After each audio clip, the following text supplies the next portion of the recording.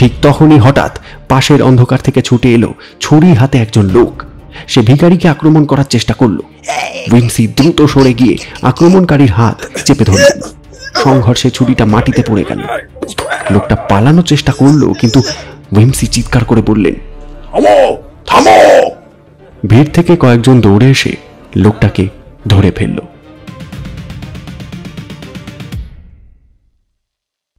নমস্কার, গল্প.in 2.0 আজকের পর্বে আপনাদের সকলকে স্বাগত। আমাদের আজকের গল্প ডরোথি এল সেইয়ার্সের লেখা হুজ বডি। ডরোথি এল সেইয়ার্স ছিলেন একজন বিখ্যাত ব্রিটিশ লেখিকা, অনুবাদক এবং ক্রাইম ফিকশন রাইটার। তিনি 1893 সালের 13 জুন ইংল্যান্ডের অক্সফোর্ডে জন্মগ্রহণ করেন। সেইয়ার্স মূলত তার গোয়েন্দা চরিত্র লর্ড পিটার উইমসিকে নিয়ে লেখা রহস্য উপন্যাসগুলির জন্যই বিখ্যাত।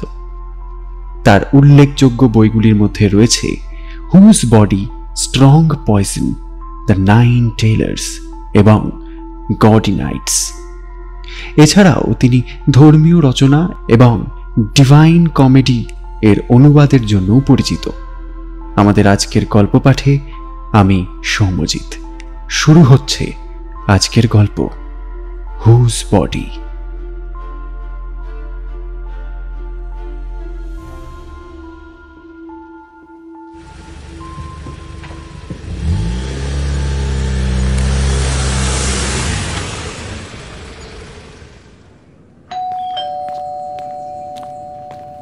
বাটলার চেম্বার মেইডের সঙ্গে গিয়ে দরজাটা খুলে দিল। সিঁড়ির পাশে লর্ড পিটার উইমসি দাঁড়িয়েছিলেন। হাতে ছিল তার দৈনিক সংবাদপত্র। তিনি ওপরে উঠছিলেন সবে। হঠাৎ থেমে বললেন, আচ্ছা, কে? পার্কার? তাকে ভেতরে পাঠাও, আমি ভেতরেই আছি। পার্কার ভেতরে এলেন, হাতে হ্যাট। কিছুটা ঘেমে উঠেছেন। কি খবর? পার্কার, তুমি যেন কাগজ থেকে ঝাঁপিয়ে নামলে। আমাকে আবার কোনো ফাঁদে ফেলতে আসনি তো? হ্যাঁ? না, আজ সকালে একটা লাশ পাওয়া গেছে। পার্কার গম্ভীরভাবে বললেন। তাই ভাবলাম তুমি আগ্রহী হতে পারো। উইমসি চেয়ারে বসলেন। একটা লাশ? কোথায়? থ্রিপসের বাড়িতে। তুমি তাকে চেনো না, ও একটা সাধারণ ক্লার্ক। তার বাথরুমেই একেবারে নগ্ন, কেবল একটা স্বর্ণরঙা পিঞ্চ নেজ পড়ে আছে। বেশ ইন্টারেস্টিং। তাহলে কে লোকটা? কে? আমরা জানি না। আশ্চর্যের বিষয়, শহরের অন্য প্রান্তে এক ধনী ব্যাংকার, নাম স্যার রিউবেন লেভি, তিনিও নিখোঁজ। মনে হচ্ছিল হয়তো এটাই সে, কিন্তু পরে বোঝা গেল লোকটা লেভি নয়। হ্যাঁ, বেশ ভালো, আমার সকালটা বাঁচালে। আমি একেবারেই বোর হচ্ছিলাম। চলো চলো গিয়ে দেখে আসি। তিনি তাড়াহুড়ো করে জামা কাপড় পরতে লাগলেন, আর পার্কার একপাশে দাঁড়িয়ে সিগারেট ধরালেন। কিছুক্ষণ পর উইমসি রাস্তায় বেরিয়ে ট্যাক্সি ডাকলেন। Taxi!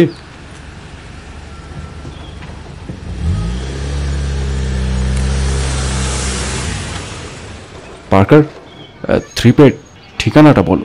Denver road, Belsize park. চমৎকার, চলো তবে। ট্যাক্সি ছুটতে লাগলো। উইমসি জানলার বাইরে তাকিয়ে হেসে বললেন, বাথটবে নগ্ন লাশ আর সোনালি পিঞ্চ নেজ। দারুণ সূচনা। শোনো পার্কার, আমার মনে হচ্ছে এবার আমরা মজার কিছু খুঁজে পাব। থ্রিপের বাড়ির সামনে পৌঁছালে তারা বেল বাজালো। বাড়ির মালিক থ্রিপ দরজা খুলে ভদ্রতার সঙ্গে ভেতরে নিলেন। তিনি একটু উত্তেজিত, আবার ভদ্রলোকোচিত ভাব ধরে রেখেছেন। আরে লর্ড উইমসি, আপনাকে দেখে আনন্দিত হলাম। আমি একেবারেই অপ্রস্তুত হয়ে পড়েছি। ভেবেছিলাম ব্যাপারটা একটা কৌতুক হবে, কিন্তু এটা তো ভয়ানক। চিন্তা করবেন না মিস্টার থ্রেপ, চলুন দেখি আপনার রহস্যময় অতিথি কেমন। সেখানে টবে শোয়া এক অচেনা নগ্ন পুরুষের মৃতদেহ। শরীর কুঁচকানো, ঠান্ডা, চোখে এখনো সোনালি পিঞ্চ নেজ ঝুলছে। উইমসি মৃতদেহের দিকে তাকিয়ে মাথা নাড়লেন। অদ্ভুত অদ্ভুত, নগ্ন মানুষ, বাথটব আর পিঞ্চ নেজ, কোনো তো কানেকশনই দেখতে পাচ্ছি না। ঠিক বলেছ, কোনো দাগ নেই, কোনো কাগজ নেই, কিছুই নেই। আর স্যার লেভির কোনো খোঁজও মেলেনি। Amazing amazing. তাহলে আমাদের হাতে একসঙ্গে দুখানা ধাঁধা, একটা অচেনা লাশ আর একটা নিখোঁজ ব্যাংকার। এর চেয়ে ভালো কেস আমি চাইতে পারতাম না। বাথটবের মৃতদেহের ওপর একটু ঝুঁকে পড়লেন লর্ড পিটার উইমসি। তার চোখে কৌতূহলের ঝিলিক। দেখছো তো পার্কার, লোকটার শরীরে কোনো আঘাতের চিহ্ন নেই, অথচ সে স্পষ্টতই মৃত। কি অদ্ভুত রহস্য, তাই না? যেন যেন কেউ খুব সচেতনভাবে একটা নাটক মঞ্চস্থ করছে। তিনি মৃতদেহের হাত তুলে একবার দেখলেন। আঙুলগুলো ফ্যাকাশে, নখ ছোট ছোট করে কাটা। ইন্টারেস্টিং। কোনো দাগ নেই, কোনো খসখসে চামড়া নেই। মানে লোকটা শ্রমিক নয়, বরং অভ্যস্ত ছিল আরামদায়ক জীবনে। পার্কার নোট নিচ্ছিলেন। তাহলে সে হয়তো ভদ্রলোক। সম্ভাবনা আছে, কিন্তু এই চশমাটা পিঞ্চ নেজ, ওটা একেবারেই খাপ খায় না। বেশিরভাগ ভদ্রলোক এ ধরনের চশমা ব্যবহার করেন না।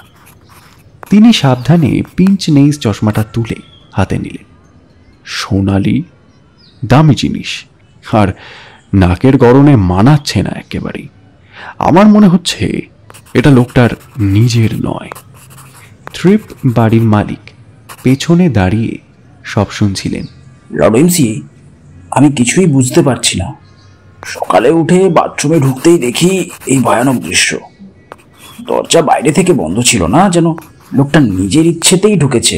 উইমসি থ্রিপের দিকে ঘুরে তাকালেন। আপনি কি কাল রাতে কিছু অস্বাভাবিক শব্দ শুনেছিলেন? না, কিছুই না। দরজা জানলা সব বন্ধ ছিল? হ্যাঁ। চাবির ব্যাপারে কি? আমাদের বাথরুমে আলাদা কোনো চাবি নেই। উইমসি ধীরে ধীরে মাথা নাড়লেন। তাহলে প্রশ্ন দাঁড়াচ্ছে, লোকটা ভেতরে এলো কিভাবে, আর কেনই বা সে সম্পূর্ণ নগ্ন অবস্থায় মরল? তিনি আবার মৃতদেহের দিকে তাকালেন। একদম নিখুঁত পাজল, পার্কার। আমি কিন্তু বেশ মজাই পাচ্ছি। কিছুক্ষণ পরে পুলিশ কনস্টেবল ভেতরে ঢোকে। তার হাতে ফাইল। স্যার, লেভি এখনো নিখোঁজ, কোনো খবর নেই। ঠিক আছে, তোমরা খোঁজ চালিয়ে যাও। উইমসি হেসে ফিস ফিস করে বললেন পার্কারকে, আমরা ঠিকই যাচ্ছি প্রিয়তম। এই দুই ঘটনার মধ্যে সম্পর্ক আছে, কিন্তু সেটা যে কি, এটাই তো ধাঁধা। উইমসি ঘরে হেঁটে বেড়াতে লাগলেন। চারদিক খুঁটিয়ে দেখছিলেন। মিস্টার থ্রিপ, আজ সকাল পর্যন্ত আপনার বাড়িতে নতুন কোনো অতিথি এসেছিলেন কি? না লর্ড উইমসি, আমরা খুবই সাধারণ মানুষ। আমি, আমার স্ত্রী আর ভাগ্নে হেনরিকে নিয়ে এখানে থাকি। এমন অদ্ভুত ঘটনা আমাদের জীবনে কখনো ঘটেনি। ভালো। আপনার ভাগ্নে কোথায়? অফিসে গেছে। উইমসি এক মুহূর্ত চুপ করে থাকলেন। তারপর বাথটাবের চারপাশে নজর দিলেন। মেঝেতে কোনো জল নেই, বাথটাব আধ ভরা। স্ট্রেঞ্জ, লোকটা যেন ইচ্ছে করে, অথচ কোনো লড়াইয়ের চিহ্নই নেই। ব্যাপারটা একদম গোছানো নয় কি? পার্কার কাছে এসে বললেন, হতে পারে খুনি শুধু দেহটা এখানে ফেলে গেছে, কিন্তু নিজের সব দাগ মুছে দিয়ে গেছে। হতে পারে, কিন্তু আমার মনে হচ্ছে এর পেছনে আরো চতুর কোনো পরিকল্পনা আছে। তিনি হঠাৎ থ্রিপকে জিজ্ঞাসা করলেন, আচ্ছা আপনার কি কোনো শত্রু আছে, অথবা কারোর সঙ্গে কি কোনো ঝামেলা? কখনো না, আমি কেবল একজন সাধারণ ব্যবসায়ী, মানুষের ক্ষতি করার মতো কিছু করিনি। উইমসি চিন্তা ভাবনায় ডুবে গেলেন। তাহলে পার্কার, আমাদের হাতে এখন 3টে প্রশ্ন। 1, এই অচেনা লোকটা কে? 2, তাকে কেন নগ্ন অবস্থায় রাখা হলো? আর 3, স্যার লেভির নিখোঁজ হওয়ার সঙ্গে এর কি সম্পর্ক? তিনি হেসে ফেললেন, চোখে এক অদ্ভুত ঝিলিক। আমি বাজি ধরে বলতে পারি এই দুটো ঘটনা একই সুতোয় বাঁধা। পার্কার মাথা নাড়লেন। কাজটা কঠিন হবে উইমসি, কিন্তু তুমি তো এই ধরনের ধাঁধার ভক্ত। একেবারে ঠিক ধরেছ পার্কার। এখন চলো আমি লাশটা আরো ভালোভাবে পরীক্ষা করি, তারপর আমরা স্যার লেভির বাড়ি যাই। আমার মনে হচ্ছে ওখানেই রহস্যের দ্বিতীয় দরজা খুলবে। সন্ধ্যার দিকে লর্ড পিটার উইমসি পৌঁছলেন স্যার রিউবেন লেভির বাড়িতে। বড় মার্জিত বাড়ি, ভিতরে গম্ভীর পরিবেশ। দরজায় হাজির হলেন লেভির ভৃত্য।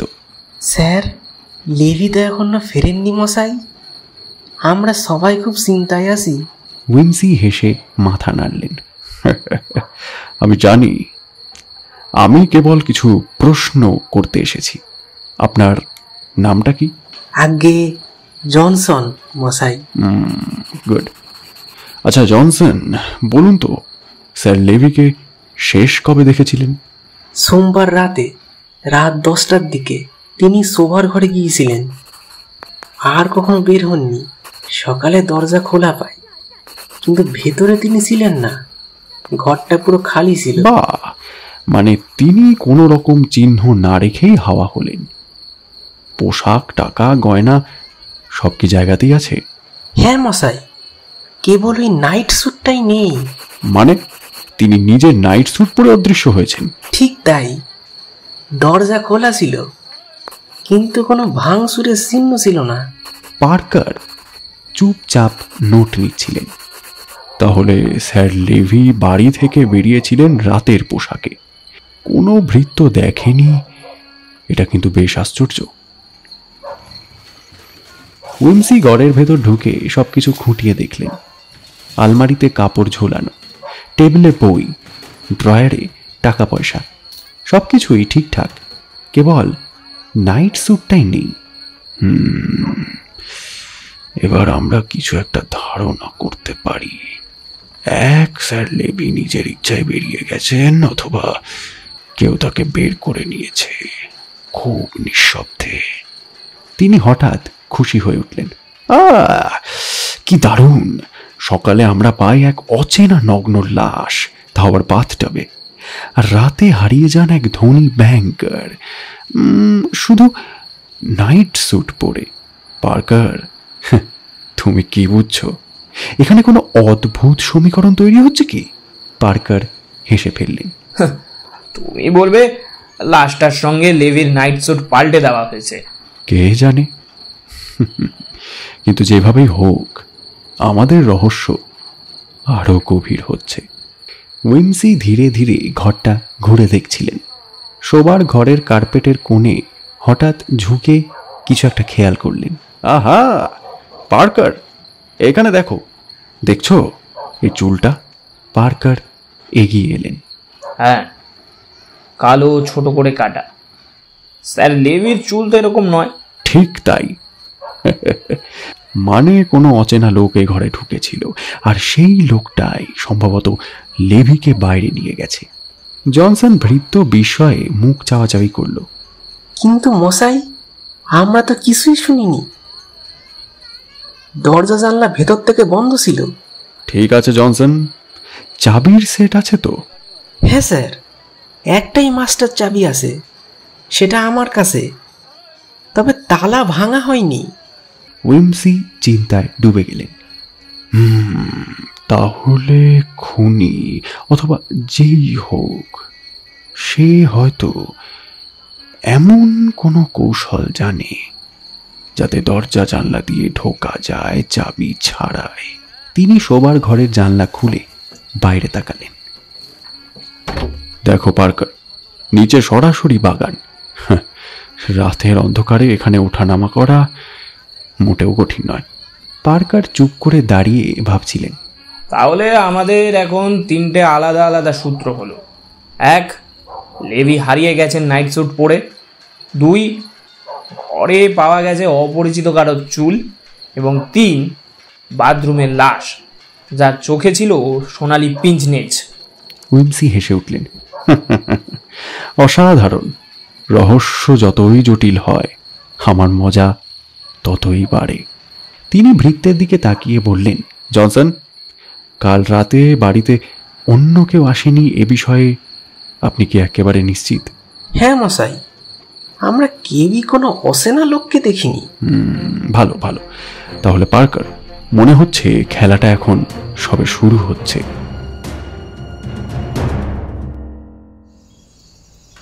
লর্ড পিটার উইমসি পরের দিন বিকেলের দিকে নিজের আর্ম চেয়ারে আরাম করে বসেছিলেন।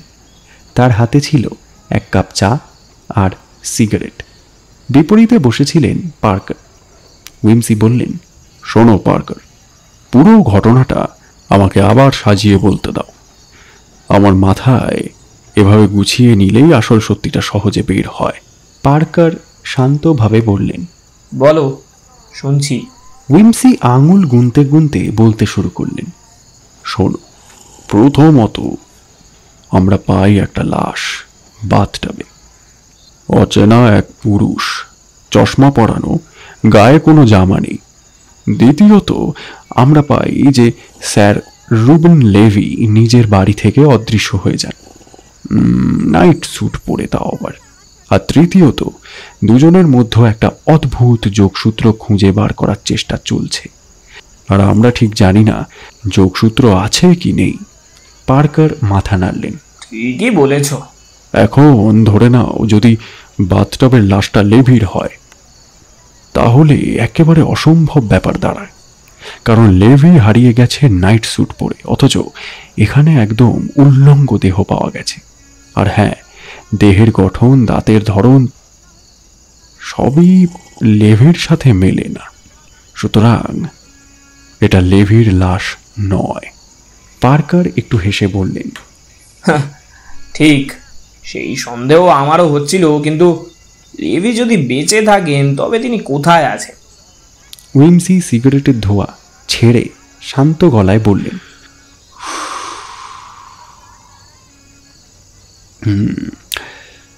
এটাই হলো আসল প্রশ্ন। এখন আসা যাক অন্য দিকটায়। যদি ধরি লেভি ও বাথটাবের লোকটার মধ্যে কোনোই যোগসূত্র নেই, তাহলে কেবল ঘটনাচক্রে একই সময় দুটো অদ্ভুত ঘটনা ঘটেছে। কিন্তু পার্কার, আমি কখনোই ঘটনাচক্রে বিশ্বাস করি না। মানে তুমি বলছো দুটি ঘটনাই আসলে জোড়া লাগানো একই সূত্র দিয়ে? অবশ্যই। প্রশ্ন হলো কিভাবে? একদিকে এক ধনী ইহুদি ব্যবসায়ী রাতারাতি উধাও, অন্যদিকে এক অচেনা লোকের নগ্ন মৃতদেহ হঠাৎ এক বাথটাবে হাজির। এমন কাকতালীয় ব্যাপার কি কখনো হয়? তিনি একটু থামলেন, তারপর হেসে বললেন, আর তাছাড়া সে বেচারা থ্রিপস সাহেবের চেহারার দিকে তাকাও। এমন এক সাধারণ ভদ্র নিরীহ মানুষ, যিনি জীবনে কখনো হত্যাকাণ্ডের আশেপাশে যাননি, অথচ তাকেই ফাঁসানোর চেষ্টা।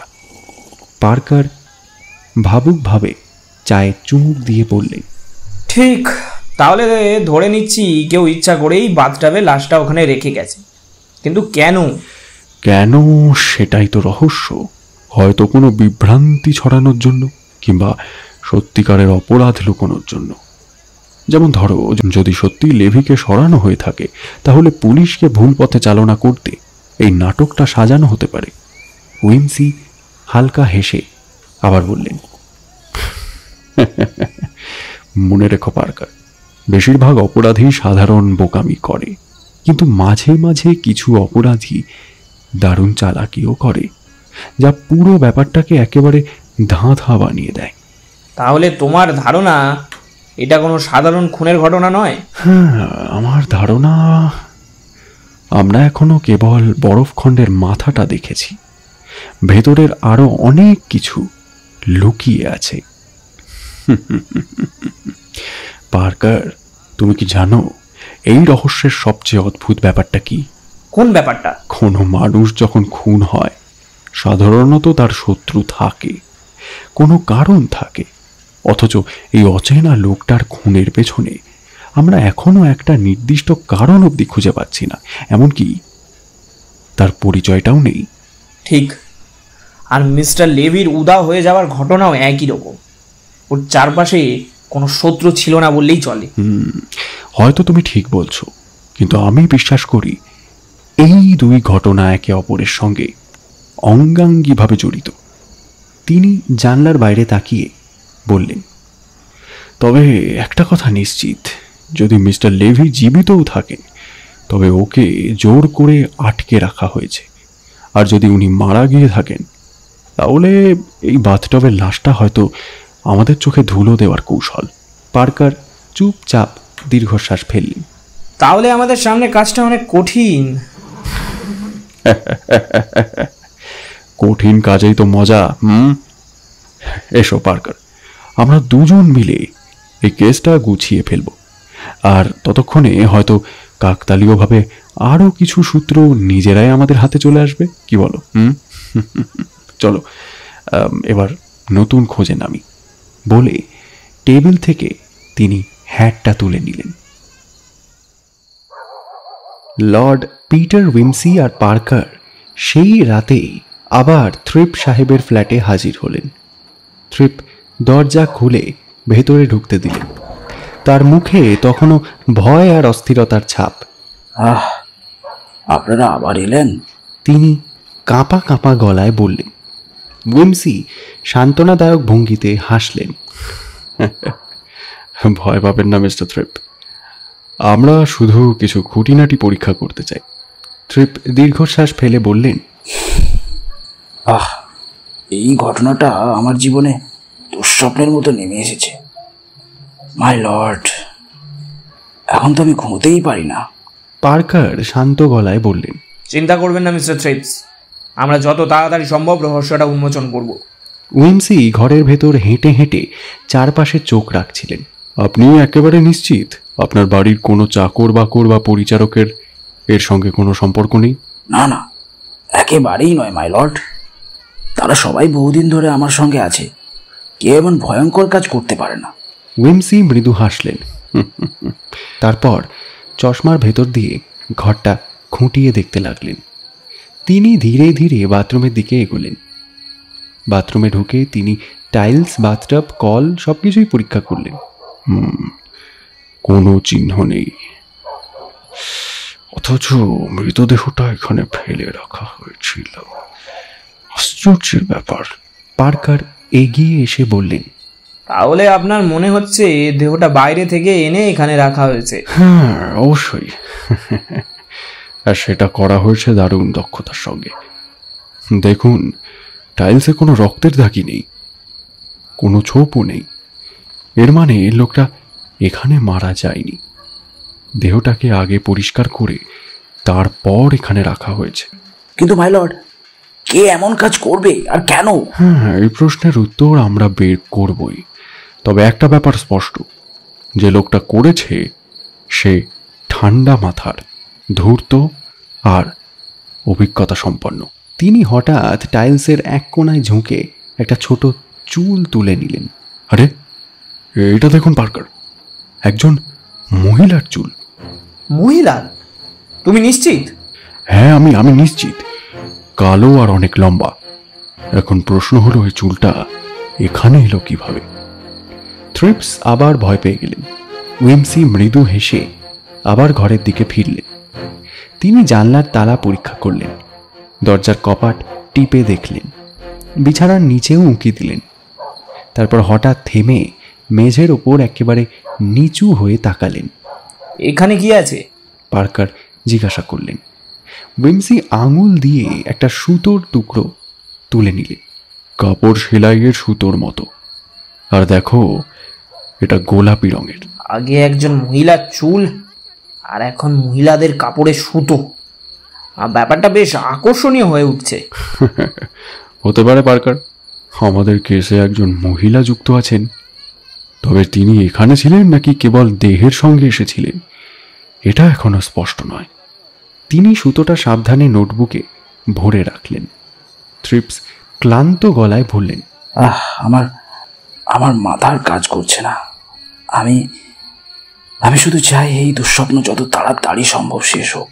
উইমসি তাঁর দিকে তাকিয়ে মৃদু স্বরে বললেন, চিন্তা করবেন না মিস্টার থ্রিপ, আমরা শেষ পর্যন্ত যাব, রহস্যটা আমরা ভেদ করবই। পরদিন সকালে উইমসি ব্রেকফাস্টের টেবিলে বসে পত্রিকার পাতা উল্টাচ্ছিলেন।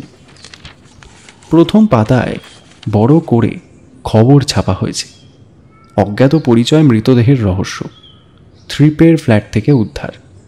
উইমসি হালকা হেসে চেয়ারে হেলান দিলেন। এ তো দারুণ জমকালো শুরু। সাংবাদিকরা তো দেখছি কেসটা নিয়ে খুবই উত্তেজিত। পার্কার চুপচাপ কফি খেতে খেতে বললেন, হ্যাঁ, কিন্তু এভাবে খবর বেরালে খুনিটাও সাবধান হয়ে যাবে, তখন ওকে ধরা আরো কঠিন হবে। উইমসি মাথা নাড়লেন। তুমি ঠিকই বলেছ, তবে আমি একটুও বিচলিত নই। জানো তো, বড় বড় অপরাধী যত চতুর হয় তত বেশি ভুল করার সম্ভাবনাও থাকে। মজার ব্যাপার, এখানে দেখাচ্ছে মৃতদেহের মাথাটা একেবারে মসৃণভাবে কেটে ফেলা হয়েছে, সার্জনের কাজের মতো নিখুঁত। কি বলো, ডাক্তারি হাতের কাজ? খুব সম্ভব, অন্তত সাধারণ কেউ এতটা নিখুঁতভাবে করতে পারবে না। আমার ধারণা হত্যাকারী হয়তো সার্জন, না হলে ল্যাবরেটরির বিশেষজ্ঞ। অসাধারণ অসাধারণ। তাহলে এবার আমাদের তালিকায় ডাক্তার, সার্জন, এমনকি মেডিকেল কলেজের ছাত্রও যোগ হলো। তারা ব্রেকফাস্ট শেষ করে সোজা বেরিয়ে গেলেন। গন্তব্য মর্গ, যেখানে অজ্ঞাত পরিচয় দেহটা রাখা হয়েছে। মর্গের ভেতরটা ভয়ানক ঠান্ডা। সাদা চাদরে ঢাকা সারি সারি লাশের ভেতর পুলিশ তাঁদের নিয়ে এলো সেই রহস্যময় মৃতদেহর কাছে। চাদরটা সরাতেই দুজনেই একসঙ্গে ঝুঁকে পড়লেন। দেহটা শক্তপোক্ত, লম্বা। উইমসি গভীর মনোযোগে দেহটা পরীক্ষা করলেন। আরে দেখছো পার্কার, বাঁ হাতের অনামিকায় হালকা দাগ আছে, যেন আংটি পরা ছিল। স্ট্রেঞ্জ, এটা তো সেদিন লক্ষ্য করিনি। হ্যাঁ, আংটি তোলা হয়েছে, হয়তো চুরি করার জন্য নয়, বরং পরিচয় লুকানোর জন্য। ঠিক তাই। আচ্ছা, পোশাকগুলো কোথায়? এখানে বলা ভালো, মর্গে তাদের যে পোশাকটা দেখানো হয়েছিল সেটা মৃতদেহের পাশেই রাখা ছিল। মৃতদেহের পরনে ছিল না বলে আমরা মৃতদেহটাকে নগ্ন লাশ বলেই ব্যাখ্যা করছি। ঘটনাস্থলে পুলিশ পৌঁছে সেই জামাকাপড়গুলো আগের থেকেই সিল করে নিয়েছিল। পুলিশ কর্মকর্তা একটা ট্রে এগিয়ে দিলেন। তাতে ছিল একটা বিলাসবহুল স্যুট, দামি সিল্ক শার্ট আর নরম চামড়ার জুতো। উইমসি একে একে সবকিছু পরীক্ষা করতে লাগলেন। স্যুটের ভেতরের পকেটে একটা রুমাল পাওয়া গেল, তাতে সূচিকর্ম করা অক্ষর E.W। দেখলে পার্কার, এটাই আমাদের প্রথম সূত্র। তাহলে মৃত ব্যক্তির নাম হয়তো ই দিয়ে শুরু। অবশ্যই। আর পোশাকগুলো এত দামি যে নিশ্চিতই লোকটা অভিজাত বা ধনী পরিবারের। সাধারণ মানুষের পক্ষে এগুলো কেনা সম্ভব নয়। হঠাৎ তার চোখ চকচক করে উঠল। দেখো দেখো, কলারের ভেতরে একটা লন্ড্রি ট্যাগ রয়েছে, বোল্ডার ব্রাদার্স, পিকাডিলি। পার্কার মুগ্ধ দৃষ্টিতে তাকালেন। দারুণ, তাহলে আমরা জানলাম লোকটা সেই লন্ড্রিতে কাপড় ধোয়াতো। এর মানে আমরা চাইলে নাম ঠিকানা খুঁজে বের করতে পারবো। উইমসি সন্তুষ্টির হাসি দিলেন। চমৎকার, এবার আমাদের প্রথম পদক্ষেপ হবে এই লন্ড্রিতে গিয়ে খোঁজ নেওয়া। আমি বাজি ধরতে পারি আজকেই আমরা এই অজ্ঞাত পরিচয় দেহটার আসল পরিচয় জানতে পারবো। এই বলে উইমসি আর পার্কার মর্গ থেকে বেরিয়ে এলেন। রোদ ভরা লন্ডনের রাস্তায় তাদের গাড়ি ছুটল সরাসরি পিকাডেলির দিকে। নতুন রহস্যের দুয়ার খুলে গেল।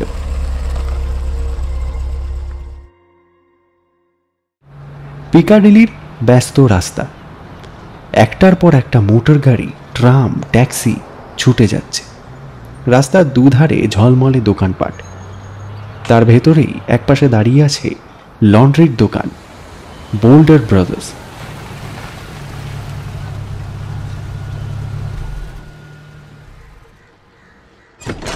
উইমসি আর পার্কার ভেতরে ঢুকলেন।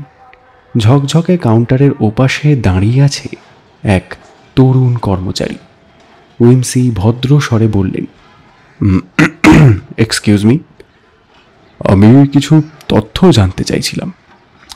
দেখুন দেখি, আমাদের হাতে একটা জামা কাপড় আছে যেটা আপনাদের দোকান থেকেই পরিষ্কার করা হয়েছে। হয়তো গ্রাহকের নাম ঠিকানা আপনারা নথিভুক্ত করেছেন। কর্মচারী একটু কৌতূহলী চোখে তাদের দিকে তাকালো। অবশ্যই স্যার, আমাদের দোকানে প্রতিটা অর্ডার নথিভুক্ত থাকে। দয়া করে ট্যাগ নাম্বারটা দেবেন। উইমসি শাটার ভেতরের ট্যাগটা দেখালেন। কর্মচারী রেজিস্টারের পাতা উল্টাতে লাগলো। কিছুক্ষণ পরে থেমে বলল, এই যে ট্যাগ নাম্বার 3471, নাম জর্জ আলফ্রেড থ্রিপস, ঠিকানা কুইন ক্যারোলিন ম্যানশনস। পার্কার বিস্মিত হয়ে বললেন, থ্রিপস? কিন্তু এ তো সেই ভদ্রলোকের নাম যার ফ্ল্যাট থেকে মৃতদেহটা পাওয়া গেছে। উইমসির চোখ চিকচিক করে উঠল। আহা, কেসটা যে ক্রমশই জমে উঠছে। দোকান থেকে বেরিয়ে দুজনে হাঁটতে হাঁটতে গাড়ির দিকে গেল। পার্কার ফিস ফিস করে বললেন, কিন্তু ব্যাপারটা বেশ অদ্ভুত বেন্সি। থ্রিপস তো বলছিলেন তিনি মৃত লোকটাকে চিনতেন না, অথচ এখন দেখা যাচ্ছে পোশাকটা ওর নামেই লন্ড্রিতে জমা ছিল। উইমসি শান্ত গলায় উত্তর দিলেন, একেবারে ঠিক ধরেছ, কিন্তু এর আসল মানে দুটো হতে পারে। প্রথমত, হয়তো আসলেই পোশাকটা থ্রিপসের, সেক্ষেত্রে দেহটার সঙ্গে তার সম্পর্ক অস্বীকার করার কারণ কি? আর দ্বিতীয়ত, হয়তো কেউ ইচ্ছে করেই থ্রিপসের নাম ব্যবহার করছে, উদ্দেশ্য তাকে ফাঁসানো। তাহলে খুনি বেশ বুদ্ধিমান দেখছি। আর আমরা খুনির চেয়েও বুদ্ধিমান হব। আমার মনে হচ্ছে এবার আবার থ্রিপসের সঙ্গে দেখা করার প্রয়োজন আছে। তিনি যা বলেছেন তাতে নিশ্চয়ই কিছু অসঙ্গতি আছে। চলো, তবে সাবধান থাকতে হবে। পুলিশও তো থ্রিপসকে সন্দেহ করছে। কয়েক ঘন্টা পরে তারা পৌঁছলেন থ্রিপসের ফ্ল্যাটে। ছোটখাটো ভীতু ভদ্রলোক দরজা খুলে তাদের ঢুকতে দিলেন। উইমসি সরাসরি বললেন, মিস্টার থ্রিপ, আমাদের হাতে এমন কিছু প্রমাণ আছে যা আপনার ব্যাখ্যার প্রয়োজন। আপনার নামে লন্ড্রির দোকানে একটা স্যুট জমা ছিল। থ্রিপসের মুখ ফ্যাকাশে হয়ে গেল। কি বললেন? আমার নামে? আমি তো ওই স্যুটের মালিক নই। উইমসি তার চোখের দিকে তাকালেন। তাহলে আপনি বলতে চাইছেন কেউ আপনার নাম ব্যবহার করেছে? ঠিক তাই, আমি কিছুই জানি না। আমি একেবারেই নির্দোষ। পার্কার ফিস ফিস করে বললেন, উইমসি, লোকটা সত্যি আতঙ্কিত মনে হচ্ছে। হয়তো তাই, কিন্তু খেয়াল করো, দোষী আর নির্দোষ দুজনেই ভয় একই রকমেরই লাগে। কিছুক্ষণ নীরবতার পর উইমসি উঠে দাঁড়ালেন। থ্যাংক ইউ মিস্টার থ্রিপ, আমরা আবার আসব। দুজন ফ্ল্যাট থেকে বেরিয়ে এলেন। সিঁড়ি বেয়ে নামতে নামতে পার্কার বললেন, তাহলে তুমি কি মনে করো থ্রিপস দোষী? না না পার্কার, না। আমার ধারণা থ্রিপ কেবল খুনির ফাঁদে পড়েছে। আসল খুনি এখনো মুক্ত, আর এই খেলাটা যত এগোচ্ছে ততই আরো বিপজ্জনক হয়ে উঠছে। এই বলে উইমসি হালকা হেসে সিগারেট ধরালেন, আর পার্কার বুঝলেন খেলা আসলেই এখনো শুরু মাত্র।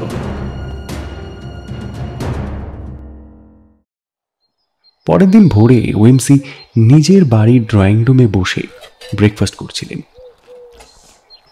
টেবিলে খবরের কাগজ ছড়ানো, শিরোনামে বড় বড় অক্ষরে লেখা, অদ্ভুত খুনের রহস্য, কুইন ক্যারোলিন ম্যানশনস এর মৃতদেহ। উইমসি ধীরে ধীরে চায়ে চুমুক দিতে দিতে খবরটা পড়লেন। পত্রিকায় লেখা, পুলিশ এখনো খুনির খোঁজে, ভিকটিম অজ্ঞাত পরিচয়, একমাত্র সূত্র তার জামা কাপড়, আর সেই জামা কাপড়ের সূত্রের বশেই সন্দেহ গিয়ে পড়েছে মিস্টার থ্রিপের উপর। আহা, খবরের কাগজ সবসময় নাটকীয়তা বাড়িয়ে তোলে। ঠিক তখনই দরজা খুলে ঢুকলেন পার্কার। মুখে ক্লান্ত ভাব, রাতভর হয়তো ডিউটি করেছেন। উইমসি, আমাদের হাতে নতুন খবর এসেছে। কিরকম খবর? পুলিশ লন্ড্রি রেজিস্টারে থ্রিপসের নাম দেখে আরও নিশ্চিত হয়েছে যে লোকটা জড়িত। তাকে আবার জেরা করার প্রস্তুতি নিচ্ছে। কিন্তু তুমি নিজে কি মনে করো পার্কার? আমার মনে হচ্ছে থ্রিপস ফেঁসে গেছে। লোকটা যেভাবে কাঁপছিল তাতে মনে হয় সে সত্যিই নির্দোষ। ঠিক তাই, আমিও তাই ভেবেছি। খুনি খুব চালাক, সে এমনভাবে প্রমাণ সাজাচ্ছে যেন পুলিশ ভুল পথে যায়। উইমসি হঠাৎ একটা ছোট কাগজ বের করলেন। দেখো দেখি পার্কার, গতকাল লন্ড্রির ট্যাগটা আমি সাবধানে কপি করে রেখেছিলাম। এখন এই নামটা দিয়ে যদি আমরা আশেপাশের অন্য কোনো সূত্র খুঁজি, হয়তো কিছু বেরিয়েও পড়তে পারে। কোনো ধারণা আছে তোমার? আছে আছে, আমার মনে হচ্ছে এই পুরো ব্যাপারের সঙ্গে একটা বড় ষড়যন্ত্র জড়িত। শুধু একটা পোশাক নয়, এর পেছনে বড় কোনো খেলা চলছে। তারা দুজনেই বেরিয়ে পড়লেন। উইমসি নিজের গাড়ি স্টার্ট করলেন। চলো পার্কার, আগে যাই হোটেল রিটসে। শুনেছি গত সপ্তাহে সেখানে একটা অদ্ভুত কেস হয়েছিল, মানে ওই একটা অদ্ভুত অতিথি এসেছিলেন, যিনি হয়তো এর সঙ্গে সম্পর্কিতও হতে পারেন। গাড়ি ছুটে চলল লন্ডনের রাস্তায়। ঝলমলে সকাল, অথচ দুজনের মনেই ঘনিয়ে আসছে রহস্যের ছায়া। রিটস হোটেলে পৌঁছে ম্যানেজারের সঙ্গে দেখা হলো। ম্যানেজার নোট বই দেখে বললেন, হ্যাঁ, গত সপ্তাহে আমাদের এখানে একজন ভদ্রলোক ছিলেন, নাম লিখিয়েছিলেন মিস্টার জন ডো, তবে ঠিকানা দেননি। উইমসি ভ্রু তুললেন। John Doe? এ তো সাধারণত অজ্ঞাত পরিচয় মৃতদেহ বোঝাতে ব্যবহৃত নাম।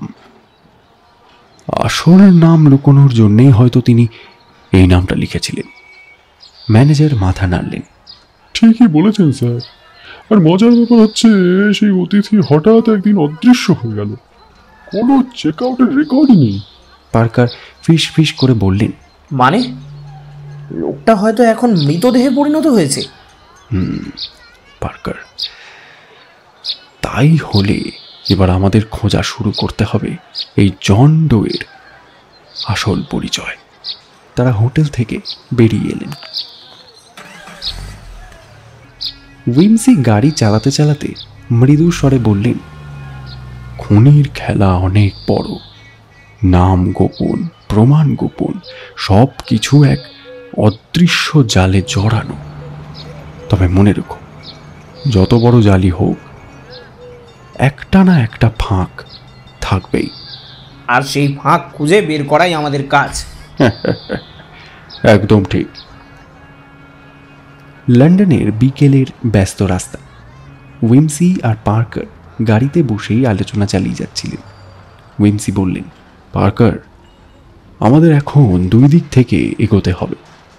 প্রথমত, সেই মৃতদেহের আসল পরিচয় খুঁজে বার করা উচিত, আর দ্বিতীয়ত, কে বা কারা ইচ্ছে করে থ্রিপকে ফাঁসাচ্ছে, সেটা বুঝতে হবে। পার্কার মাথা নাড়লেন। ঠিক বলেছ, কিন্তু এখনো তো মৃতদেহের আঙুলের ছাপও মেলেনি। পুলিশের ফাইল অনুযায়ী কোনো রেকর্ড নেই। পুলিশের ফাইলেই সব উত্তর থাকে না, আমাদের একটু আলাদা পথেও খুঁজতে হবে। গাড়ি থামল এক পুরনো ভবনের সামনে। এখানেই থাকেন মিস্টার লেভি, খ্যাতনামা ফাইন্যান্সিয়ার। গতকাল রাত থেকে এর লোকটা রহস্যজনকভাবে উধাও। উইমসি গম্ভীর মুখে বললেন, আমার ধারণা এই খুনের সঙ্গে লেভির অন্তর্ধান কোনো না কোনোভাবে জড়িত। মানে তুমি বলছো মৃতদেহটা লেভির? সরাসরি এখনো বলবো না, কিন্তু সূত্রগুলো সেদিকেই ইঙ্গিত করছে। তারা লেভির বাড়ির ভেতর ঢুকলেন। ড্রয়িং রুমে বসে আছেন লেডি লেভি, অতি মাত্রায় উদ্বিগ্ন মুখ। উইমসি বিনীতভাবে জিজ্ঞাসা করলেন, আচ্ছা, আপনার স্বামী কবে থেকে নিখোঁজ? কাল বিকেল থেকে, অফিস থেকে ফেরেননি। পুলিশে খবর দেওয়া হয়েছে, কিন্তু এখনো কোনো খোঁজ নেই। পার্কার নোট নিলেন। ম্যাডাম, আপনার স্বামীর শত্রুর কারোর সঙ্গে কি পরিচয় ছিল? অর্থনৈতিক দুনিয়ায় শত্রুর অভাব নেই, তবে তিনি খুব সতর্ক মানুষ ছিলেন। আপনি নিশ্চিন্ত থাকুন, আমরা যথাসাধ্য চেষ্টা করব। সেদিন রাতে উইমসি নিজের স্টাডি রুমে বসে খুঁটিয়ে খুঁটিয়ে সব নোটস পড়ছিলেন। হঠাৎই তিনি টেবিলে রাখা একটা কাগজে চোখ আটকালেন। ওই কাগজে লেখা ছিল লন্ড্রির সেই অর্ডারের বিবরণ। উইমসি খুঁটিয়ে দেখলেন, অর্ডার টেকেন বাই LCD। তিনি ফিস ফিস করে বললেন, LCD এ কার নামের সংক্ষিপ্ত রূপ? ঠিক তখনই দরজায় টোকা পড়ল।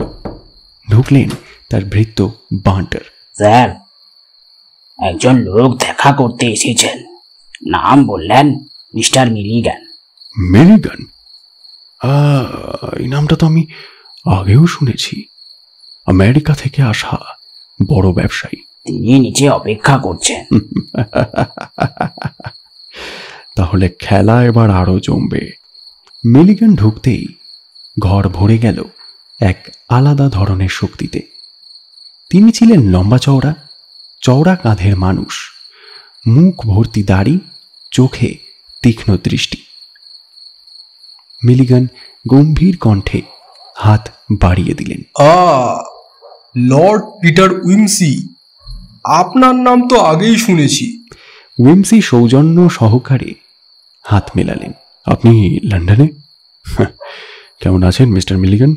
ব্যবসার খোঁজে এসেছি, কিন্তু এই শহরে আজকাল যা হচ্ছে তাতে খুবই অস্বস্তি বোধ করছি। আপনি বলতে চাইছেন মৃতদেহ, অন্তর্ধান আর রহস্যময় ঘটনাগুলোর কথা? ঠিক তাই। আমি জানি এই ঘটনার পিছনে কিছু বড় শক্তি কাজ করছে। উইমসি কৌতূহলী হলেন। বড় শক্তি মানে? কে বা কারা? মিলিগান একটু থেমে গম্ভীরভাবে বললেন, কিছু লোক আছে যারা বাজারকে প্রভাবিত করার জন্য যে কোনো পর্যায়ে যেতে পারে। খুনও তাদের কাছে নতুন কিছু না। উইমসি টেবিলে আঙুল টোকাতে টোকাতে ভাবলেন,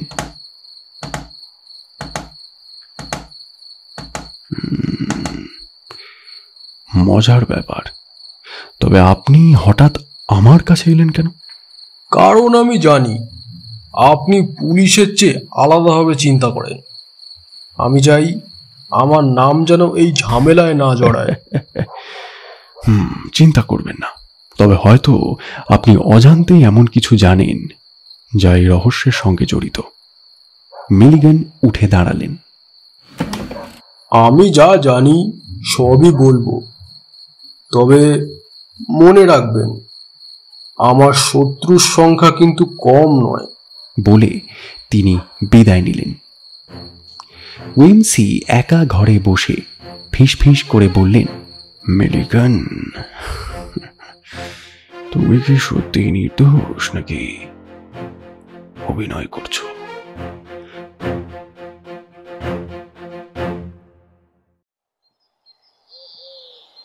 পরদিন সকালে উইমসি ও পার্কার আবার দেখা করলেন। পার্কার খবর দিলেন, কিছু সূত্র পাওয়া গেছে। লেভির সেক্রেটারি বলছেন শেষবার তাকে এক অচেনা ট্যাক্সিতে উঠতে দেখা গেছে। উইমসি চমকে উঠলেন। ট্যাক্সি? তাহলে কি সেই একই রাত যখন থ্রিপসের বাসায় মৃতদেহ রাখা হয়? এটাই তো মিলছে। তারা দুজনেই লন্ডনের ট্যাক্সি অফিসে গেলেন। বেশ কয়েক ঘন্টা খোঁজাখুঁজির পর অবশেষে একটা রেকর্ড পাওয়া গেল। এক ট্যাক্সির চালক বলল, হ্যাঁ স্যার, আমি একজন ভদ্রলোককে নিয়েছিলাম। নামটা ঠিক মনে নেই, তবে বর্ণনার সঙ্গে মিলে যাচ্ছে। তিনি খুবই অস্থির ছিলেন। আমাকে সোজা সাউথ লন্ডনের একটা গলিতে নামাতে বললেন। তারপর তিনি আর ফেরেননি। আমি শুধু লক্ষ্য করেছিলাম ভদ্রলোকের সঙ্গে একটা ছোট কালো ব্যাগ ছিল। ছোট কালো ব্যাগ? পার্কার, এই সূত্রটা কিন্তু খুবই গুরুত্বপূর্ণ। সন্ধ্যায় ওয়েমসি নিজের নোটবুক খুলে লিখলেন, 1, মৃতদেহ অচেনা। 2, লেভি নিখোঁজ। 3, একই রাতের ঘটনা। 4, একটা কালো ব্যাগ। 5, মিলিগানের রহস্যময় আগমন। উইমসি কলম রেখে ধীরে ধীরে বললেন, খেলা যত এগোচ্ছে ততই যেন জটিল হচ্ছে, কিন্তু একদিন সব সূত্র একসাথে মিলে যাবে। সকালবেলা উইমসি ঘুম থেকে উঠে বেশ ফুরফুরে মেজাজে ছিলেন। বাটলার বান্টার প্রবেশ করতেই তিনি হেসে বললেন, বান্টার, আজকে আমাদের সামান্য গোয়েন্দাগিরি চালিয়ে যাওয়া উচিত। ঠিক সেই সময় দরজায় কড়া নাড়ার শব্দ হলো। একজন বার্তাবাহক এলেন, হাতে পুলিশের খাম। উইমসি চিঠি খুলে পড়লেন। চিঠি পাঠিয়েছেন ইন্সপেক্টর পার্কার। চিঠিতে লেখা, লর্ড পিটার, আপনি যদি ফাঁকা থাকেন আজ দুপুরে আমার সঙ্গে দেখা করুন। নতুন কিছু তথ্য পেয়েছি। উইমসি ফিস ফিস করে বললেন, হ্যাঁ, অসাধারণ। চলো বান্টার, আজ একটু অভিযান হবে। দুপুরে উইমসি গাড়ি নিয়ে পার্কারের অফিসে পৌঁছলেন। পার্কার তাকে দেখে বললেন, ভালো হলো আপনি এলেন। আমাদের হাতে একটা মজার খবর এসেছে। থ্রিপসের ফ্ল্যাটে যিনি মৃতদেহ রেখে গিয়েছেন তাকে কেউ একজন সিঁড়ি দিয়ে নামতে দেখেছে। কে দেখেছিল? একজন পরিচারিকা। সে বলছে লোকটা ছিল লম্বা কালো কোট পরা। লম্বা কালো কোট? এই বর্ণনা তো অনেকের সঙ্গে মিলে যেতে পারে, তবে সময়টা কি ঠিক মতো মনে আছে তার? সে বলছে রাত প্রায় 2টো নাগাদ, আর তার কিছুক্ষণ পরেই সে চেঁচামেচি শুনতে পায়। ঠিক আছে, এখনো খুনির পরিচয় পরিষ্কার নয়, তবে এই ছোট তথ্যগুলো একত্র করলে চিত্রটা ঠিকই ফুটে উঠবে। পার্কার গম্ভীর গলায় বললেন, আমি সন্দেহ করছি লেভির অন্তর্ধান আর এই অচেনা মৃতদেহ একই পরিকল্পনার অংশ। আমিও তাই ভাবছি, তবে পরিকল্পনার আসল মাথা এখনো ছায়ার আড়ালে। সকালবেলা লর্ড পিটার তার প্রিয় আর্মচেয়ারে বসে পত্রিকা পড়ছিলেন। হঠাৎ বান্টার ঘরে ঢুকে খবর দিল, স্যার, ইন্সপেক্টর পার্কার এসেছেন। অসাধারণ, তাকে ভেতরে নিয়ে এসো। পার্কার এলেন, মুখে গম্ভীর ছাপ। উইমসি হাসি মুখে বললেন, ও নতুন অগ্রগতি? শুনুন, আমরা খুঁজে বের করেছি যে লেভি শেষবার একটি গাড়িতে উঠেছিলেন, কিন্তু গাড়ির চালককে খুঁজে পাওয়া যাচ্ছে না।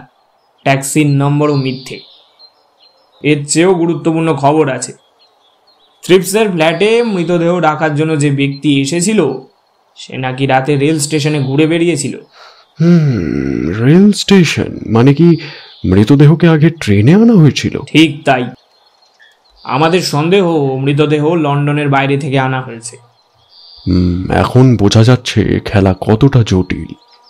খুনি চাইছে আমাদের ভুল পথে চালিত করতে। সে মৃতদেহকে এমন জায়গায় ফেলছে যেখানে কোনো সংযোগ নেই বলেই মনে হয়। তবে একটা ব্যাপারে খটকা লাগছে, মৃতদেহর শরীরে আঘাতের কোনো দাগ নেই কেন? হয়তো শ্বাসরোধ করে মারা হয়েছে, অথবা এমন কোনো বিষ ব্যবহার করা হয়েছে যা সাধারণ ডাক্তার ধরতে পারবেন না। বান্টার এসে জানালেন, স্যার, এক ভদ্রলোক এসেছেন আপনাকে দেখতে। কে? মিস্টার মিলিগান। উইমসি তৎক্ষণাৎ হেসে উঠলেন।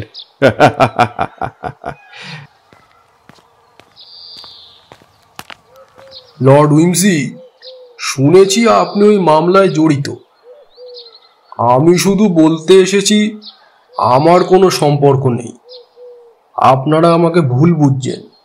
আমরা কাউকে অযথা দোষারোপ করছি না মিস্টার মিলিগান, তবে কিছু কৌতূহলজনক তথ্য আমাদের হাতে এসেছে। মিলিগান তাড়াতাড়ি উঠে দাঁড়ালেন। আমার দেরি হচ্ছে, তবে এটুকু বলবো, আমার উপর বিশ্বাস রাখুন। তিনি ঘর থেকে বেরিয়ে গেলেন। মিলিগান চলে যাওয়ার পর উইমসি ধীরে ধীরে বললেন, দেখলে পার্কার, যত বেশি কেউ নিজেকে নির্দোষ প্রমাণ করতে চায় ততই সে আমাদের কাছে সন্দেহজনক হয়ে যায়। আমি একমত।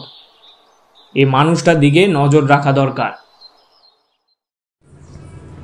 পরদিন সকালে উইমসি পার্কারকে নিয়ে আবার থ্রিপের ফ্ল্যাটে গেলেন। মৃতদেহ ইতিমধ্যেই কবরস্থ করা হয়েছে, কিন্তু বাড়িওয়ালা ও আশেপাশের প্রতিবেশীদের জিজ্ঞাসাবাদ করার জন্য তাঁরা হাজির হয়েছিলেন। প্রথমেই তারা বাড়িওয়ালার কাছে জানতে চাইলেন, আপনার কি মনে আছে মৃতদেহ যেদিন ফ্ল্যাটে পাওয়া গেল তার আগের রাতে কিছু অস্বাভাবিক শুনেছিলেন কিনা? স্যার, আমি রাত 10টার পরে ঘুমিয়ে পড়েছিলাম, কোনো শব্দ শুনিনি। তবে সকালবেলা দরজা খোলার সময় হালকা একটা গন্ধ পেয়েছিলাম। কেমন গন্ধ? মনে হচ্ছিল যেন গাড়ির চাকা পড়লে যে রাবারের মতো গন্ধ হয়। পার্কার ও উইমসি দুজনেই একে অপরের দিকে তাকালেন। এরপর তারা পাশের ফ্ল্যাটে বৃদ্ধা ভদ্রমহিলার কাছে গেলেন। তিনি উত্তেজিতভাবে বললেন, হ্যাঁ, আমি রাত 1টা নাগাদ একটা শব্দ শুনেছিলাম। মনে হচ্ছিল যেন কেউ ভারী কিছু টেনে নিয়ে যাচ্ছে। উইমসি ভদ্রমহিলাকে ধন্যবাদ জানালেন। তারপর ফিস ফিস করে পার্কারকে বললেন, এখন নিশ্চিত যে মৃতদেহ রাতেই আনা হয়েছিল। তারা নিচে নেমে বাড়ির চৌকিদারের সঙ্গে কথা বললেন। চৌকিদার জানালেন, স্যার, সেই রাতে একটা গাড়ি এসে দাঁড়িয়েছিল, কিন্তু গাড়ির নম্বর আমি স্পষ্ট দেখতে পাইনি, আর চালক টুপির ভেতর মুখ লুকিয়ে রেখেছিল। উইমসি ধীরে ধীরে হাঁটতে হাঁটতে বললেন, চমৎকার, এবার ছবিটা কিছুটা পরিষ্কার হচ্ছে। ফ্ল্যাট ছেড়ে বাইরে বেরোনোর পর পার্কার জিজ্ঞাসা করলেন, তাহলে তোমার কি ধারণা? ধারণা খুব সহজ। মৃতদেহ বাইরে থেকে আনা হয়েছে এবং সেটা আনার জন্য বিশেষ গাড়ি ব্যবহার করা হয়েছে। গন্ধটা হয়তো কোনো রাসায়নিক বা সংরক্ষণ প্রক্রিয়ার কারণে। মানে খুনি বেশ বুদ্ধিমান। একজন খেলোয়াড়, সে বোর্ডে গুটি সাজাচ্ছে। আমাদের কাজ খেলার আসল উদ্দেশ্য ধরতে পারা। সন্ধ্যাবেলা উইমসি বাড়ি ফিরে দেখলেন বান্টার দরজায় অপেক্ষা করছে। বান্টার খবর দিল, স্যার, আপনার জন্য একটা চিঠি এসেছে। কোনো স্বাক্ষর নেই, শুধু লেখা আছে, যদি সত্য জানতে চান তবে আগামীকাল রাতে কিংস ক্রস স্টেশনে হাজির হন, একা আসবেন। চমৎকার চমৎকার, এইবার খেলাটা আরো রোমাঞ্চকর হয়ে উঠল। পরের দিন রাত কিংস ক্রস স্টেশনে ভিড় জমেছে। ট্রেন আসা যাওয়ার শব্দে চারপাশ সরগরম। উইমসি একা এসে ভিড়ের মধ্যে দাঁড়িয়ে রইলেন। হঠাৎ তিনি অনুভব করলেন কেউ তার হাতায় টান দিল। একজন ছেঁড়া ফাটা জামা পরা ভিখিরি ফিস ফিস করে বলল, স্যার, আমার সঙ্গে আসুন, আপনার জন্য খবর আছে। ঠিক আছে, আমাকে পথ দেখাও। ভিখারি তাকে ভিড় থেকে সরিয়ে নিয়ে গেল স্টেশনের পেছনের অন্ধকার গলিতে। সেখানে দাঁড়িয়ে সে চারিদিক দেখে ধীরে ধীরে বলল, স্যার, আমি সব দেখেছি। সেই রাতের কথা আমি সব জানি। কোন রাতে? যেদিন লাশ আনা হয়েছিল, আমি স্টেশনের কাছেই দাঁড়িয়েছিলাম। দুজন লোক বড় একটা বাক্স গাড়িতে তুলে নিয়ে যাচ্ছিল। উইমসি খুঁটিয়ে শুনতে লাগলেন। ভিখারি বলল, তাদের একজনের কাঁধ বাঁকা ছিল, হাঁটার সময় ল্যাংড়াচ্ছিল। চমৎকার। তারপর? তারপর তারা বাক্সটা গাড়িতে তুলে নিয়ে চলে গেল। গাড়ির পেছনে অদ্ভুত চিহ্ন আঁকা ছিল, মনে হচ্ছিল লাল রঙে তৈরি একটা বৃত্ত। ঠিক তখনই হঠাৎ পাশের অন্ধকার থেকে ছুটে এলো ছুরি হাতে একজন লোক। সে ভিখারিকে আক্রমণ করার চেষ্টা করলো। উইমসি দ্রুত সরে গিয়ে আক্রমণকারীর হাত চেপে ধরলেন। সংঘর্ষে ছুরিটা মাটিতে পড়ে গেল। লোকটা পালানোর চেষ্টা করলো, কিন্তু উইমসি চিৎকার করে বললেন, থামো! ভিড় থেকে কয়েকজন দৌড়ে এসে লোকটাকে ধরে ফেলল। পুলিশ এসে লোকটাকে গ্রেফতার করল। ভিখারি ভয়ে কাঁপছিল। উইমসি তাকে শান্ত করে বললেন, ভয় পেও না, তুমি যা বলেছ সেটা আমাদের জন্য অমূল্য। পুলিশ লোকটিকে জেরা করলে জানা গেল সে আসলেই খুনিদের একজন ভাড়াটে। তার কাজ ছিল সাক্ষীকে চুপ করিয়ে দেওয়া। উইমসি বাড়ি ফিরে পার্কারকে টেলিফোন করলেন। হ্যালো হ্যালো হ্যালো চার্লস, আজ রাতের ঘটনা শুনলে তুমি খুব খুশি হবে। আমরা অবশেষে খেলার এক ধাপ এগিয়ে গেছি। একজন সাক্ষী, একখণ্ড বর্ণনা আর খুনিদের মরিয়া চেষ্টা। তাহলে এবার সময় এসেছে সোজা তাদের গলায় দড়ি দেওয়ার। না চার্লস, খেলাটা এখনো শেষ হয়নি, বরং এখনই আসল খেলাটা শুরু হচ্ছে।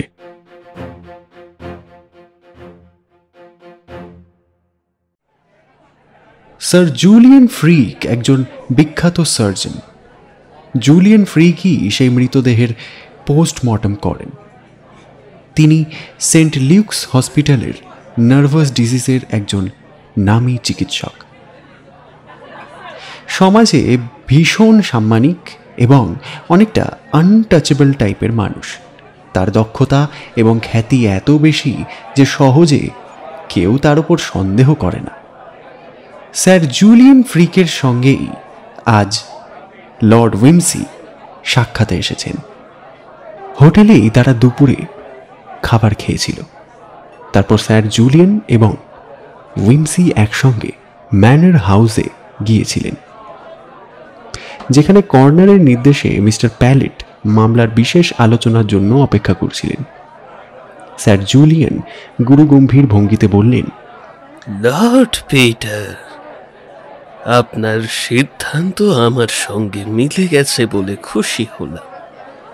এর মানে আপনি নিশ্চয়ই আমাকে এই অপরাধের সব ভয়ঙ্কর দিক থেকে অব্যাহতি দেবেন। আমার প্রিয় স্যার জুলিয়ান, আমরা তো কেবল সত্যটা খুঁজছি। আপনার সততা বা নৈতিকতা নিয়ে কোনো প্রশ্ন নেই, বরং আমি চাই আপনি আমাকে একেবারে খোলাখুলি সব বলুন। আমার একেবারে ছোটখাটো বিষয়গুলো খুব প্রয়োজন। স্যার জুলিয়ান চশমা খুলে মনোযোগ দিয়ে লেন্স মুছতে লাগলেন। আচ্ছা, কথাটা শুরু করি তবে। প্রায় 15 বছর আগে আমি চিকিৎসকের কাজের সময় একজন ব্যক্তির সঙ্গে পরিচিত হই। তার নাম ছিল লেভি। একেবারে অসাধারণ মানুষ, অসীম শক্তিশালী মস্তিষ্ক তার, কঠোর পরিশ্রমী, কিন্তু শারীরিক দিক থেকে ভীষণ নাজুক। তখন তিনি প্রায়ই অসুস্থ হয়ে পড়তেন। আমার চিকিৎসা এবং তার নিজের ইচ্ছা শক্তির জোরে তিনি ধীরে ধীরে সুস্থ হয়ে ওঠেন। তারপর ধীরে ধীরে তিনি তার ব্যবসা দাঁড় করালেন। আমাদের মধ্যে একটা ঘনিষ্ঠ বন্ধুত্ব তৈরি হয়েছিল। তিনি আমাকে বিশ্বাস করতেন আর আমিও তার মেধার প্রতি গভীর শ্রদ্ধাশীল ছিলাম। তবে আমি খুব দ্রুত বুঝতে পেরেছিলাম এই মানুষটার চরিত্রের এক ভয়ঙ্কর অন্ধকার দিক রয়েছে। তার মধ্যে এক ধরনের কঠোর নিষ্ঠুরতা ছিল। ব্যবসার ক্ষেত্রে এমনকি ব্যক্তিগত সম্পর্কেও তিনি অত্যন্ত নির্দয় ছিলেন। তবুও তিনি ছিলেন আমার রোগী, আর আমি ডাক্তারের নীতি মেনে তার সবকিছু গোপন রেখেছিলাম। কিন্তু ধীরে ধীরে আমি অনুভব করলাম তিনি আমার উপর এমন এক অদ্ভুত প্রভাব বিস্তার করছেন যেটা আমি আগে কখনো অনুভব করিনি। তিনি সঙ্গে থাকলে মনে হতো যেন নিজের স্বাধীনতা হারাচ্ছি, যেন যেন নিজেকে আমি ইচ্ছা মতো ব্যবহার করতে পারছি না। তিনি আমাকে ব্যবহার করছেন তার ইচ্ছা মতো। আমি খুবই অস্বস্তি বোধ করতাম, কিন্তু বন্ধুত্ব ভাঙার শক্তি আমার ছিল না। তিনি আমাকে প্রায় বাধ্য করলেন অনেক গোপন কাজে সাহায্য করতে, কিন্তু কিছু কিছু কাজ নৈতিকতার দিক থেকে ভয়ঙ্কর হলেও আমি তার প্রতিরোধ করতে পারিনি। এভাবে আমি ধীরে ধীরে তার দাসে পরিণত হয়েছিলাম। শেষ পর্যন্ত ব্যাপারটা অসহনীয় হয়ে উঠল। আমি ঠিক করলাম এইসব থেকে আমাকে মুক্তি পেতে হবে। তারপর যখন কর্নার বায়ের সঙ্গে পরিচয় হলো, তখন তিনি আমার কাছে একদম আলাদা জগতের মানুষ বলে মনে হলেন। সৎ, পরিশ্রমী, সরল। আমি তাকে সাহায্য করার চেষ্টা করলাম, হয়তো নিজেকে সান্ত্বনা দেবার, কিন্তু লেভি সেটা সহ্য করতে পারলেন না। তিনি হিংসুক হয়ে উঠলেন। তিনি সব সময় চাইতেন আমি যেন তার জন্য থাকি শুধুমাত্র। কর্নার বায়ের সঙ্গে আমার সম্পর্ক ভেঙে দিতে তিনি একেবারে মরিয়া হয়ে উঠলেন। এক রাতে তিনি আমাকে ডেকে পাঠালেন। আমি গেলাম, আর সেই রাতেই ঘটে গেল এক ভয়ঙ্কর ঘটনা। তিনি আমাকে ব্ল্যাকমেইল করলেন। তিনি আমাকে বাধ্য করলেন এক ভয়ঙ্কর চিকিৎসার প্রয়োগ করতে, যাতে একজন নিরীহ মানুষ মারা যায়। আমি আতঙ্কিত হয়ে পড়েছিলাম, কিন্তু তার দমনমূলক শক্তির কাছে আমি তখন দুর্বল হয়ে পড়েছিলাম। আমি জানতাম আমার সম্মান, আমার অবস্থান সব ধ্বংস হয়ে যাবে যদি আমি তার বিরোধিতা করি। তাই আমি বাধ্য হয়েছিলাম। তিনি থামলেন। ঘরে গম্ভীর নীরবতা নেমে এলো। উইমসি ধীরে ধীরে বললেন, তাহলে এটাই সেই সূত্র যার ভিত্তিতে এই ভয়ঙ্কর খুনগুলো পরিকল্পিত হয়েছে? স্যার জুলিয়ান মাথা নেড়ে বললেন, হ্যাঁ, আমি জানতাম একদিন না একদিন এটা প্রকাশ হয়ে পড়বেই, আর তখন আমার সবকিছু শেষ হয়ে যাবে।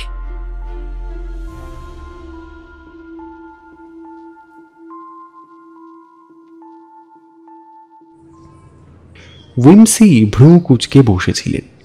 তার সামনে ছড়িয়ে রাখা ছিল নথি এবং কাগজপত্র। তিনি খুব ধীরে ধীরে সেগুলো একে একে মিলিয়ে দেখছিলেন। প্রতিটা লাইন, প্রতিটা বাক্য যেন তার মস্তিষ্কে গেঁথে নিচ্ছিলেন। ইন্টারেস্টিং। এতদিন ধরে চোখের সামনেই সব সূত্র ছিল, অথচ আমরা একত্র করতে পারিনি।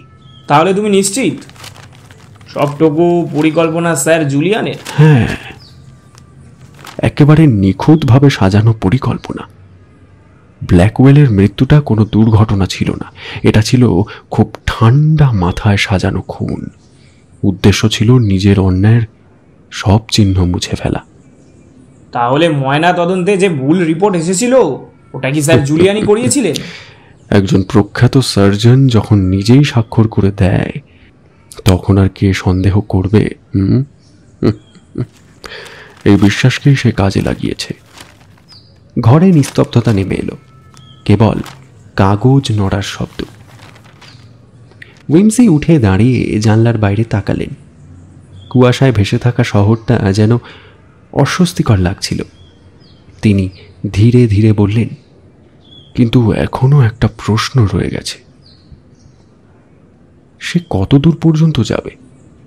ধরা পড়ার ভয় যদি তার চাপে, তাহলে সে যে কোনো মুহূর্তে মরিয়া হয়ে উঠতে পারে। তাহলে আমাদের দ্রুত ব্যবস্থা নিতে হবে। পুলিশের কাছে কি সব জানানো হবে? না, এখনো না। আমি চাই আমি নিজে মুখোমুখি দাঁড়িয়ে সত্যটা শুনতে।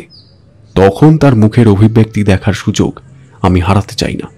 তিনি আবার টেবিলে ফিরে এলেন, কাগজগুলো গুছিয়ে রাখলেন। আজ রাতটা হয়তো খুব দীর্ঘ হবে, কিন্তু ভোর আসবেই, আর ভোর আসার সঙ্গে সঙ্গে খেলা শেষ হবে। রাতের অন্ধকারে উইমসি একা বসেছিলেন। ঘড়ির কাঁটা ধীরে ধীরে এগোচ্ছিল, কিন্তু তার চোখে ঘুমের ছিটে ফোঁটাও ছিল না। সারাদিন জুড়ে তিনি যত সূত্র জোড়া লাগিয়েছেন, এখন সেগুলো এক নিখুঁত ছবির মতো পরিষ্কার হয়ে উঠেছে। ঠিক তখনই দরজায় টোকা পড়ল। ভেতরে ঢুকলেন পার্কার। তিনি ধীর স্বরে জিজ্ঞাসা করলেন, সব তৈরি? উইমসি কোট গায়ে চাপাচ্ছিলেন। সময় হয়েছে। আজ রাতেই সবকিছুর সমাপ্তি ঘটবে। কাল সকালে এই রহস্য আর রহস্য থাকবে না। দুজনেই বাইরে বেরিয়ে এলেন। রাস্তাটা অস্বাভাবিকভাবে ফাঁকা।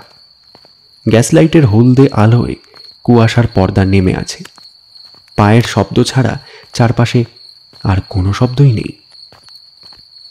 তারা পৌঁছলেন স্যার জুলিয়ানের বাড়িতে। বিশাল বাড়িটা অন্ধকারে ডুবেছিল। কেবলমাত্র একটা জানলা থেকে ক্ষীণ আলো বাইরে আসছিল। উইমসি পার্কারকে চুপ থাকতে ইশারা করলেন। তারপর দরজায় বেল বাজালেন। কিছুক্ষণ পর ভেতর থেকে একজন ভৃত্য এসে দরজা খুলল। তার চোখে যেন ভয়ের ছাপ। স্যার স্যার এখন কারোর সঙ্গে দেখা করতে চান না? তাতে কিচ্ছু যায় আসে না। তাকে বলো লর্ড পিটার উইমসি এসেছেন। আমি অপেক্ষা করব না। ভৃত্য দ্বিধা করলেও শেষ পর্যন্ত পথ ছেড়ে দিল। উইমসি আর পার্কার ধীরে ধীরে ভেতরে ঢুকলেন। হল ঘরের ভেতরে নিস্তব্ধতা। কেবল উপরের ঘর থেকে আলো আসছে। উইমসি সোজা সিঁড়ি বেয়ে উঠে গেলেন। তারপর দরজার কাছে গিয়ে থামলেন। তারপর আস্তে করে ঠেলে ভেতরে ঢুকলেন। ঘরে স্যার জুলিয়ান বসেছিলেন। তার চেহারায় ক্লান্তি আর আতঙ্কের ছাপ স্পষ্ট। টেবিলের ওপর কাগজপত্র ছড়িয়ে আছে। তার পাশে একটা ছোট বোতল, যেটা খুব ভালো করেই চেনে উইমসি। উইমসি শান্ত গলায় বললেন, স্যার জুলিয়ান, আমার মনে হয় এবার আমাদের খোলাখুলি কথা বলা দরকার। ডাক্তার মাথা তুললেন। চোখ লাল, ঠোঁট কাঁপছে। আপনি জানেন? উইমসি ধীরে ধীরে টেবিলের দিকে এগোলেন। হ্যাঁ, আমি সব জানি। ব্ল্যাকওয়েলের মৃত্যু, ভুয়া রিপোর্ট আর আপনার প্রতিটা চালাকি, সব মিলিয়ে চিত্রটা একেবারে স্পষ্ট। জুলিয়ান হঠাৎ চেয়ারের হাতলটা শক্ত করে আঁকড়ে ধরলেন। তাহলে এবার আপনি একটাই কাজ করতে পারেন, সত্যিটা স্বীকার করে নিন। হয়তো দেরি হয়ে গেছে, কিন্তু তবুও এটাই শেষ সুযোগ। ঘরে নিস্তব্ধতা। কেবল ঘড়ির কাঁটার টিকটিক শব্দ শোনা যাচ্ছিল। জুলিয়ান ধীরে ধীরে হাত বাড়িয়ে বোতলটা ধরলেন। চোখে এক অদ্ভুত জেদ। না লর্ড পিটার, আপনি হয়তো ভেবেছেন আমি আদালতের কাঠগড়ায় দাঁড়াবো, কিন্তু তা কখনো হবে না। উইমসি হঠাৎ এগিয়ে এলেন, কিন্তু ততক্ষণে দেরি হয়ে গেছে। জুলিয়ান বোতলটা ঠোঁটে তুলে নিয়েছেন। মুহূর্তের মধ্যেই সব শেষ। তিনি চেয়ার থেকে ঢলে পড়লেন। উইমসি নিঃশব্দে দাঁড়িয়ে রইলেন। চোখে এক ঝলক দুঃখ, ঠোঁটে নিঃশ্বাসের দীর্ঘ শব্দ। শিট, শেষমেশ নিজের হাতেই নিজের বিচার। কিছু করা গেল না। পার্কার এগিয়ে এসে মাথা নেড়ে বললেন, তাহলে খেলা এখানেই শেষ? উইমসি জানলার দিকে তাকালেন। বাইরে ভোরের আভা দেখা দিচ্ছে। ফিস ফিস করে বললেন, খেলা শেষ। কিন্তু কুয়াশার শহরে সব খেলা কি কখনো শেষ হয়? জুলিয়ান ফ্রিকের লেখা ডায়েরি তার ঘরের টেবিলের পাশে রাখা ছিল। সেটা খুলে দেখে উইমসি কিছুটা চমকে উঠলেন। গতদিনে তার কাছে বলা কথাগুলো তিনি ডায়েরিতে লিখে রেখেছেন এবং তার সাথে সাথে একটা রহস্যেরও সমাধান করে দিয়ে গেছেন। এতক্ষণ ধরে সবাই চিন্তিত ছিলেন যে নগ্ন মৃতদেহটা আসলে রুবেন লেভির, কিন্তু ডায়েরির পাতা উল্টাতেই চোখগুলো জ্বলে উঠল উইমসির। তাতে স্পষ্ট করে লেখা, তিনি রুবেন লেভিকে তার ল্যাবরেটরির গোপন কক্ষে বন্দি বানিয়ে রেখেছেন। একটা স্বস্তির নিঃশ্বাস ফেলল উইমসি এবং পার্কার। পার্কার, যাক, রুবেন লেভি তাহলে জীবিত। আমরা জিতেছি বই কি। এখন সব কিছু পরিষ্কার উইমসি। আমাদের যা সন্দেহ ছিল সবটাই সত্যি হলো। ডাক্তারই ব্ল্যাকওয়েলকে হত্যা করেছে। তবে দেখো পার্কার, এটা কেবল একটা অপরাধ ছিল না, এটা ছিল এক ধরনের অহংকার, পেশার গর্ব, আর সেই গর্বের ভয়ানক ফল। মানুষ যখন ভাবে সে আইনের ওপরে, তখনই এমন পরিণতি হয়। ঠিকই বলেছ। তবুও তোমার তদন্ত ছাড়া আমরা কিছুই বের করতে পারতাম না।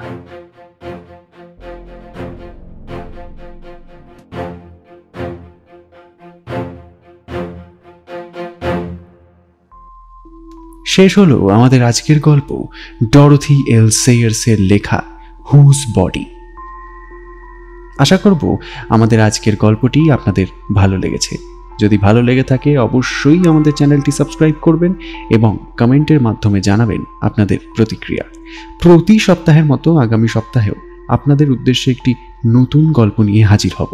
ততক্ষণ শুনতে থাকুন আমাদের বাকি গল্পগুলো। ভালো থাকবেন, সুস্থ থাকবেন। ধন্যবাদ।